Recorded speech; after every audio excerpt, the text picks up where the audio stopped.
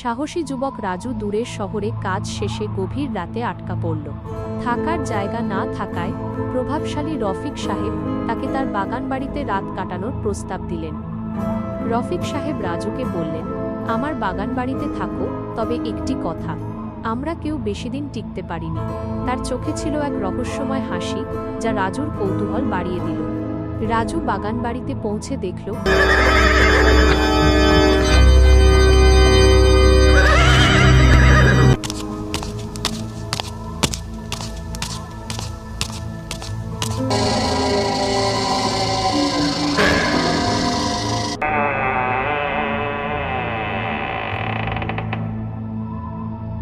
আসবাবপত্র ধুলোয় ঢাকা।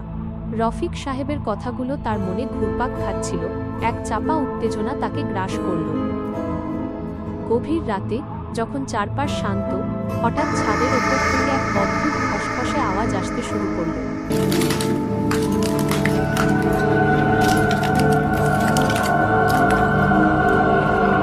প্রথমে মৃদু, তারপর ক্রমশ তীব্র থেকে তীব্রতর।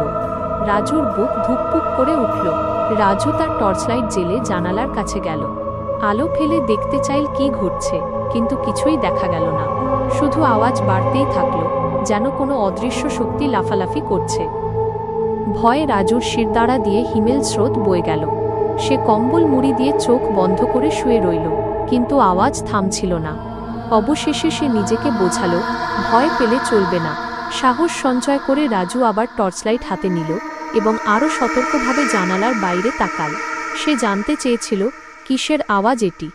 আলো যেই একটি বিশাল পেয়ারা গাছের ওপর পড়ল, রাজুর চোখ ছানা বড়া। সে দেখতে পেল অসংখ্য বাদুড় গাছের মগডালে পাকা পেয়ারা খাওয়ার জন্য কাড়াকাড়ি করছে। তাদের ডানা ঝাপটানো আর ফল কামড়ানোর আওয়াজই টিনের চালে এত রহস্যময় শব্দ সৃষ্টি করছিল। সকালে রফিক সাহেব চিন্তিত মুখে বাগানবাড়িতে হাজির হলেন। রাজুকে দেখে অবাক হয়ে জিজ্ঞেস করলেন, তুমি ঠিক আছো তো? কোনো সমস্যা হয়নি তো? ভেবেছিলাম তুমি ভয়ে পালিয়ে যাবে। রাজু হাসি মুখে বলল, আমি পুরোপুরি ঠিক আছি রফিক সাহেব। আসলে ভূত নয়, আপনার পেয়ারা গাছে প্রচুর বাদুড় বাসা বেঁধেছে। তারাই সারা রাত টিনের চালে লাফালাফি করছিল। রাজুর কথা শুনে রফিক সাহেব প্রথমে অবাক, তারপর তার মুখেও হাসি ফুটল। তিনি বুঝলেন, রাজুর মতো সাহসী ও কৌতূহলী মানুষই পারে ভয়ের আড়ালে লুকানো সত্যকে উন্মোচন করতে। এটি